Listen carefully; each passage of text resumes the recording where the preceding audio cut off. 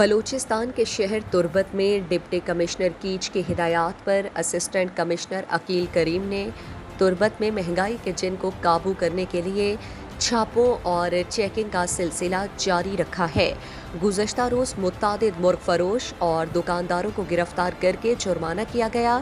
اس سلسلے میں گزشتہ روز اسسٹنٹ کمشنر تربت عقیل کریم کی زیر صدارت ان کے آفس میں پرائز کنٹرول کمیٹی کا اجلاس منعقد ہوا، جس میں مرغ فروشوں کا نمائندہ عبدالکریم مری اور انجمن تاجران کے صدر حاجی کریم بخش، جمال مری، اسحاق روشن اور دیگر نمائندوں نے شرکت کی۔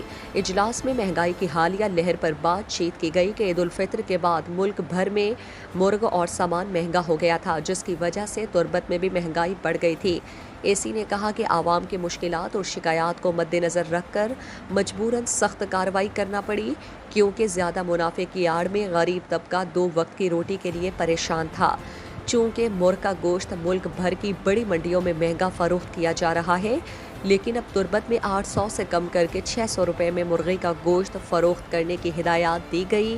اگر 600 روپے سے زائد فروخت کرنے کی شکایات ملی تو مجبوراً پھر گرفتاریاں عمل میں لائی جائیں گی۔